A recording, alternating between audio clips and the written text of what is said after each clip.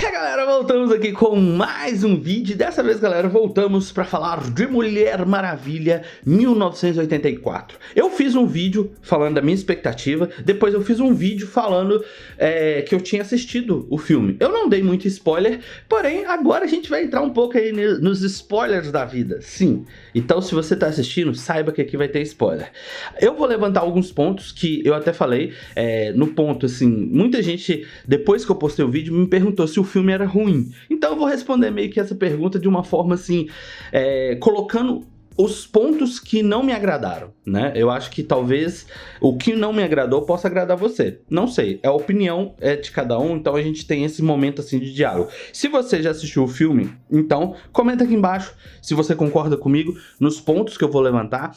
E se caso você quiser antecipar, coloca aqui embaixo nos comentários o que você não gostou do filme, porque isso já ajuda a gente a ter um diálogo, beleza? Então vamos começar. Canal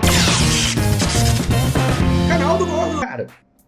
Vamos colocar assim, Mulher Maravilha 1984, ela tem muito otimismo, esperança, amor, né? Ela trata muito desse elemento em si, porque a gente vê a Diana meio que tentando lidar com a vida dela, levar a vida dela de uma forma diferente, né? Não se apegar tanto às pessoas no sentido amoroso. Então, qualquer investida que alguém faça, ela recusa a investida e tal. Ela tenta não se aproximar muito das pessoas para não criar um vínculo, porque a gente percebe, ela não envelhece, ela não morre. Então, assim, aquilo ali pode ser um problema.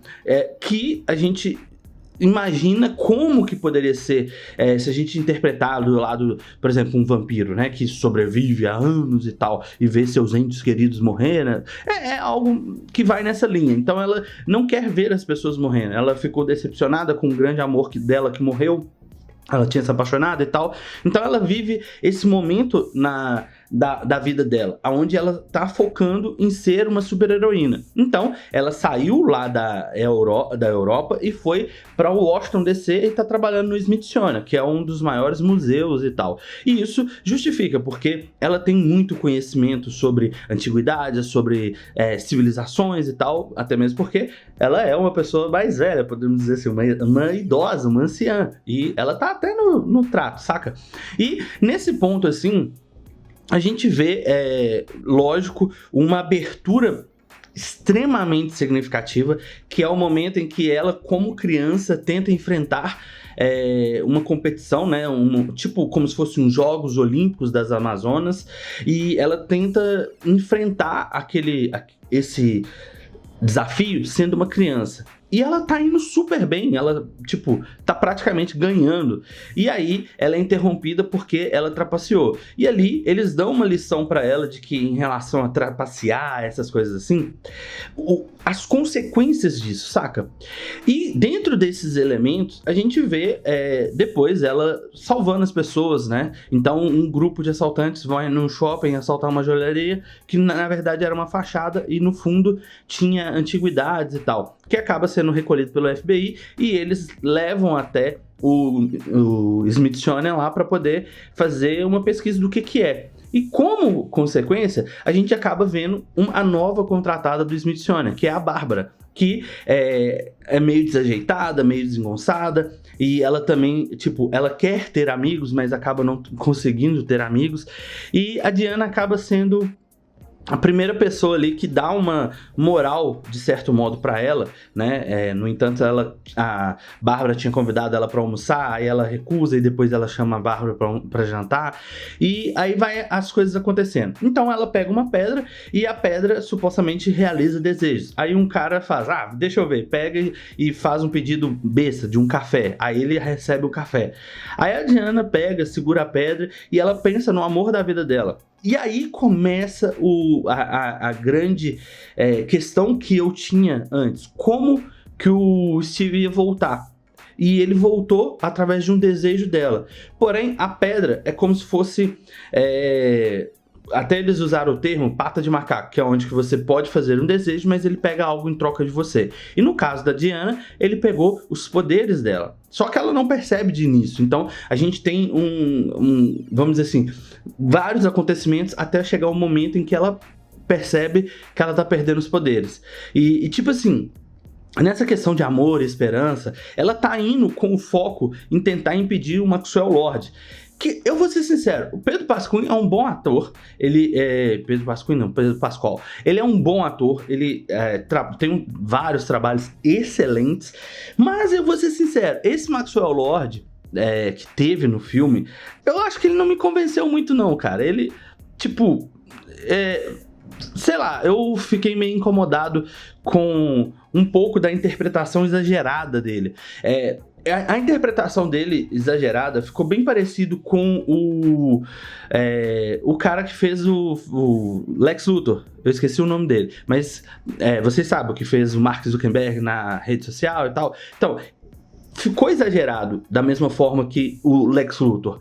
Então, tipo assim, não teve uma seriedade de como o Maxwell Lord é representado nos quadrinhos. Eu achei que isso ficou um pouco a desejar em relação a esses elementos. Mas não aquela coisa assim que fala, não, isso fez o filme ficar ruim. Não, eu acredito que da mesma forma que o primeiro vilão de Mulher Maravilha ficou muito... tipo, acho que foi o pior momento. O Maxwell Lord, como vilão, também ficou ali meio que a desejar, né? Então a gente não teve aquela emoção, assim. Mas o filme acabou retratando alguns aspectos em relação à história em si, colocando um contexto em relação à esperança, o fim do mundo, e a única forma de evitar que o mundo acabasse seria trazendo de volta a esperança a todos e tal. Então ele traz muito essa mensagem. E acaba que, focando demais nesse contexto, o filme se prolonga demais em determinados momentos, que acabam sendo um pouco desnecessários e talvez acaba sendo útil apenas em um outro momento bem distante. Então seria como se eles pegassem e falassem assim, ó, a Diana fez o desejo. Aí, quase pro final do filme, ela percebe que o desejo está afetando os poderes dela, saca? Então, tipo assim, demorou muito pra trazer um certo contexto em relação a alguma coisa e prolongou muito determinados assuntos que talvez, no meu ponto de vista, talvez fosse um pouco desnecessário. Claro que, pela linha, pela forma com que tava lidando todo o contexto do filme, fez um pouco de sentido, mas ao meu ver, não teria muita importância se fosse parar pra olhar. Mas acaba que a gente tem algumas cenas de ações, tipo, é um filme de super-herói, mas as ações estão sempre limitadas em um determinado ponto. Alguns efeitos especiais deixam muito a desejar. A Mulher Maravilha correndo, cara. Tipo, muita gente zoou quando viu a parte do Flash em Liga da Justiça correndo, né? O Ezra Miller correndo. Falou que ele tava patinando no ar. Em Mulher Maravilha teve a mesma sensação dela estar patinando no ar, né? O movimento dela correndo não estava combinando com a velocidade que as coisas estavam passando por trás dela, sacou? Então, tipo assim, tem aí este problema. Outros problemas, que no meu ponto de vista, não faria sentido a forma com que ela estava laçando o raio. Cara, no meu ver, não teve necessidade especificamente do raio. Tudo bem que ele estava colocando em um contexto que ela estava aprendendo a voar. Sim, Mulher Maravilha voa agora. E eu queria que ela voasse. Eu preferia que ela voasse do que o raio. Porém, a cena dela voando, depois vem o raio, ela laçando o raio para poder ganhar mais velocidade. Eu achei desnecessário. Muito. Mas também mostrou ali como que o laço dela, entre aspas, funciona melhor e tal. Eu acho que esses elementos até são ok's e tal. No meu ponto de vista, o melhor momento é quando ela faz o avião ficar invisível. Sim, o avião invisível da Mulher Maravilha está no filme. E a explicação é que, tipo, o Zeus usou, tipo, uma técnica, um poder, talvez podemos colocar como se fosse uma bruxaria ou uma magia, para fazer Temícera ficar invisível aos olhos das pessoas. E, tecnicamente, a Mulher Maravilha estava esfregando as mãos e conseguiu fazer a mesma habilidade com o avião. Porém, de acordo com ela, ela fez uma vez com uma xícara e ela nunca mais achou a xícara. Então, tipo, o avião talvez fique invisível para sempre. Ou não, pode ser por pouco tempo. Como ela mesma fala, acho que no filme tem um momento lá que ela tá conversando com o Steve, explicando como que a ilha era invisível e tal, e ela fala nesse contexto. Mas, tipo assim, isso pra mim foi muito foda, porque foi um fanservice bacana, saca? Foi uma coisa extremamente legal em relação a gente ver. Depois, acaba que no momento de virada ali, que ela percebe que ela tem que abandonar o Steve para ela poder salvar o mundo, meio que ela vai lá, se despede dele, aí a gente tem aquele clima do romance e tal, e ela consegue. Aí ela veste a armadura da Amazonas, que ficou para trás, que tem no começo da história. Então, assim, no começo da história mostra a competição das Amazonas e fala sobre uma Amazonas que é uma guerreira e tal. Aí depois, até em um determinado momento, ela conta pro Steve o que essa guerreira significa, o que ela fez pelas outras Amazonas e tal, aquela coisa toda. E aí ela veste a armadura, que pra mim não faria sentido nenhum. Tipo, não teve tanta necessidade. Ela usando a armadura, ela acabou tomando uma surra da Mulher Leopardo da mesma forma que ela tomou sem armadura. E ela tava fraca. Vamos colocar assim, que ela tava perdendo os poderes. Então, tipo assim, alguns elementos ali eu acabei achando meio desnecessário. Vamos colocar que a armadura foi simplesmente para exemplificar o sacrifício dela como uma Amazonas. Talvez, eu possa não ter entendido da melhor forma possível, mas como eu falei no começo, eu iria responder se o filme é ruim. O filme não é ruim. Vamos colocar, ele tá no mesmo patamar de Mulher Maravilha 1. Eu julgo que talvez ele esteja um pouquinho até a mais do que Mulher Maravilha 1.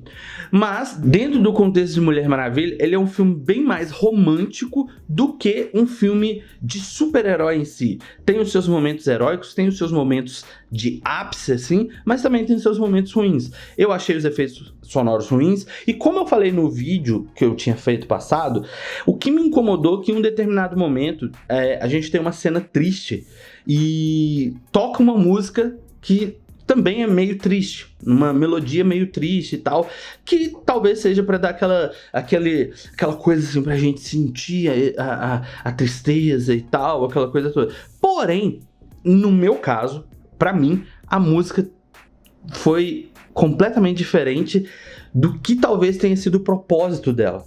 Tipo, eles estavam com talvez o propósito de deixar a música mais pra gente sentir a tristeza e tal. E eu não senti a tristeza, eu senti um incômodo. Porque eu achei que a cena e a música não conversavam. Eu não sou músico, eu não tenho como opinar qual seria a melhor nota, qual seria a melhor música. Mas, como telespectador, me incomodou. Não sei se isso vai acontecer com vocês. Porém, se você tiver a oportunidade, assista Mulher Maravilha. É um filme bacana, é um filme interessante, é um filme que atende aquilo a qual ele se propôs. Eu estava com uma expectativa maior e acabou não atendendo totalmente as minhas expectativas, porque eu esperava um filme mais heróico, e não foi tão heróico assim, no meu ponto de vista.